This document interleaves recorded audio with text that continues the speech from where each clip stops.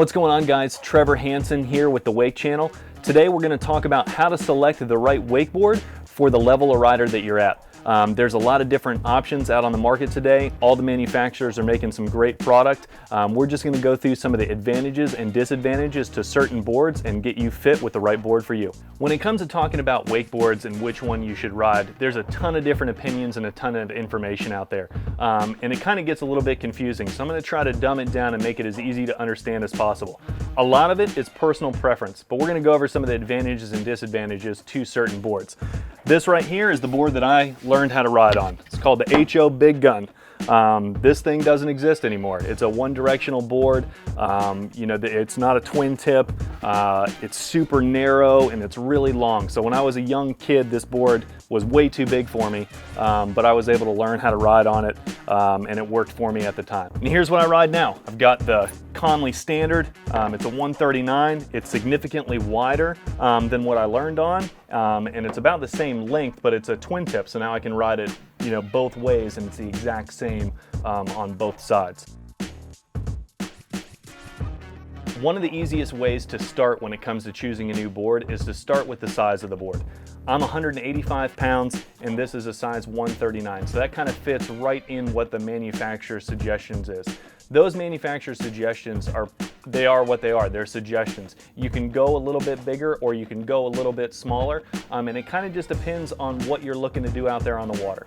So if you're purely a beginner rider and you're looking to pick out your very first wakeboard, something that I would suggest is start with a slightly larger board. It gives you a little bit more surface area for when you're starting. One of the disadvantages of starting larger is that it becomes a little bit more difficult to maneuver inside the water when you're learning how to swim to the rope, when you're learning how to flip over, when you get stuck on your stomach. But one of the big advantages is that it gives you that larger platform. So you can get your stance a little bit wider, you can have a nice stable platform, so when you're getting up and riding, you've got a lot of tip and tail on each side of the bindings. It'll make it very easy learning to edge around and just give you a nice stable platform. One of the advantages of starting with a smaller board would be that it is smaller and it's a little bit easier to maneuver inside of the water. A lot of kids will get intimidated and scared when they fall and they're stuck on their stomach and they can't flip over and get back into their get-up position. So having a smaller board for them makes it a little bit easier sometimes for them to control it, but then while they're up and riding, it's just not quite as stable. You lose a little bit of that tip and tail, and sometimes it can make going up and over the wakes a little bit more difficult. Besides sizing, one of the second most important things that you need to look at when considering a new board is the rocker line of the board. So that's the curve that it takes from the tip to the tail. This board is a continuous rocker, so there's one continuous rocker line the entire time. It never takes a break. There's a lot of different rocker lines. There's subtle 3 stages, there's full 3 stages that have a full flat spot in the middle. Each one has its advantage and disadvantage, but as a beginner, I'd be looking at a continuous rocker. It's the one that's the most user-friendly. It's easy to get used to. The board doesn't do anything that you're not going to expect, and then as you start to develop some skills, wake jumps, you're looking into doing some wake-to-wake 360s and stuff, then I would start experimenting with some of those 3-stage rockers and see if that fits for your riding style. Those 3-stage rockers are just a little bit more of an advanced board. It delivers a ton of pop off the top of the wake. They can deliver some soft landings, but it's definitely a unique feeling that I wouldn't suggest for a beginner. If you're a beginner, stick with that continuous rocker, and then as you advance through your riding level, you can play with different rocker lines, and once you get to be an advanced rider, you might find yourself on one of those 3-stage rockers. Something else to consider is the fin setup on the board. There's a ton of different options when it comes to fins. There's molded fins, there's removable fins. Some boards have 6, some boards have 4, so it's something to consider. Some of the advantages right off the bat for a beginner is get something with some removable fins. That way you can play with the board, take the fins off completely as you're learning your surface spins and learning how to edge around. It will make you a better rider to be able to remove those fins and learn how to really use the edge of of your board to control yourself. As you advance in your riding, you might find that you like having bigger fins or smaller fins, shorter or longer. Everything's going to kind of change up the way that the board rides.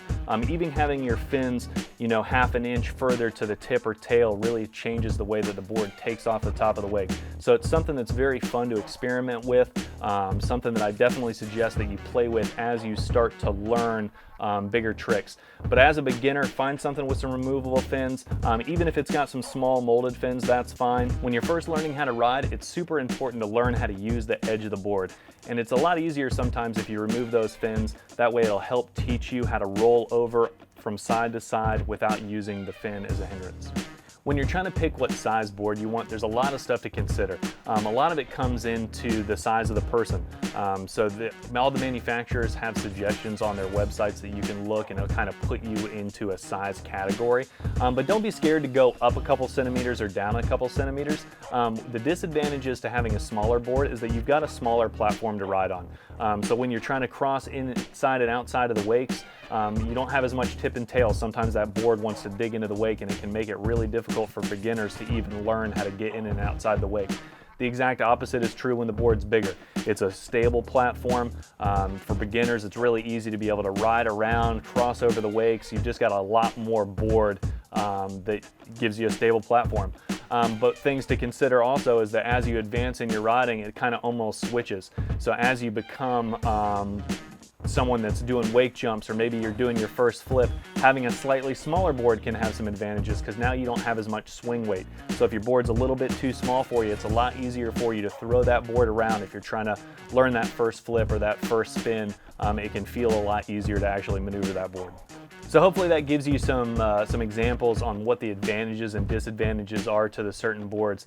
There's a lot of marketing out there. There's a lot of stuff that we can talk about, like the cores of the board. For most people, that stuff doesn't matter. I mean, a lot of it is personal preference. There's a ton of boards out there that you can ride, and I suggest that you try a bunch of them. Don't be scared to jump on your friend's board. Even if you have a board that you're totally happy with, it's good to jump on different boards and feel out. You'll kind of go through a process of elimination, if you will, and you'll find what you want. But for a pure beginner, try to find a continuous rocker board that's got some removable fins that fits maybe a little bit bigger than what your size range is for the manufacturer size recommendations, and I think you'd be super happy, and then kind of experiment from there.